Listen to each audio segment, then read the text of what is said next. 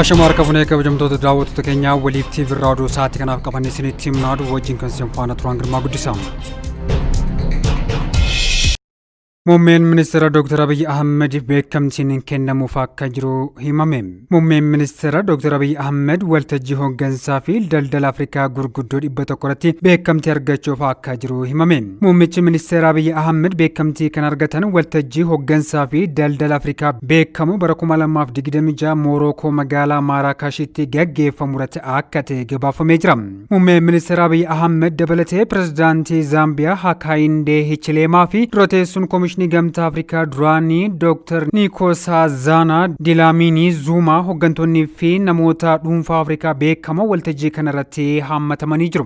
Akka qopheessitoonni sagantichaa ibsanitti hirmaannaa fi fedhiin hooggantoota abbootii qabeenyaa, dippiloomaatotaa fi jijjiirama fiduuf kanneen hojjetan dabalaa dhufuu isaa hordofee waltajjiin kun Moorookoo magaalaa Maaraakashitti waxabajjii 19 hanga waxabajjii 21 bara 2018 akka lakkoofsa Itoophiyaatti ni gaggeeffama. Gabaasa kanaan dura baheerratti hundaa'uun Doochi Veelen akka gabaasetti waltajjiin waggaa kun dhaabbata nageenyaa fi deeggarsa Daavdaan Piis and Advocacy Foundation fi miseensota nageenya Afrikaa beekamoo 100 waliin qindoomuun kan qophaa'u ta'uu gabaafamee jira.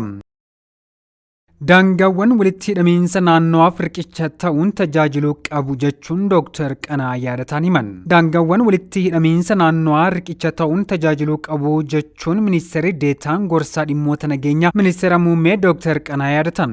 Yaa'iin biyyaalessaa bulchiinsa daangaa Itoophiyaa cimsuuf daangaawwan naannoo misoomaa fi nageenya taasisuuf kaayyeeffate guyyaa har'aa gaggeeffamu eegalee jira.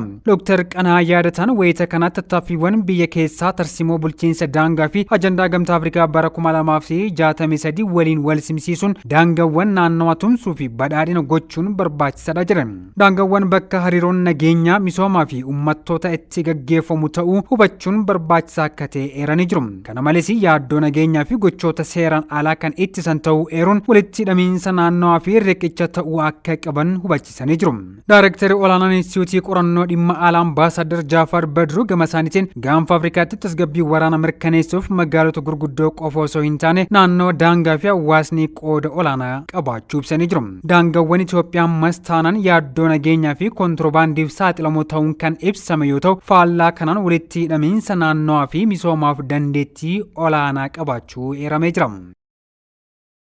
Foolleen roobalee absaala sirna aangoo wal harkaa fuudhiinsa gadaa Tuulamaa ho'isaa jira. Miseensonni roobalee fool lamarratti kan argaman absaaluudhaan sirna aangoo wal harkaa fuudhiinsa gadaa Tuulamaa qabu.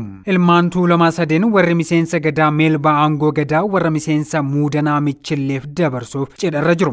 Aangoo gadaa kanas Ardaa Jilaa Dhakaa Korattee kan waliif dabarsan yoo ta'u, sirna kana eegaluun dura warra Abbaa Faajii warra angafa jahan Galaanii eebbifatanii Ardaa Jilaa kanatti qajeelu. Warri miseensa foollee roobalee sirna kana duukaa bu'ee absaaluun ho'isa. Foolleen waan afuriin kuulamanii kan absaalan yoo ta'u, isaanis horoorsa yookiin horooroo, gaalee yookiin wanta, baallii fi daabee jaldeessaa godhachuun sirbu. Foolleen horooroo harkatti qabatan kan irratti waan sigabbarraa muran irratti hidhuun mirmirsu.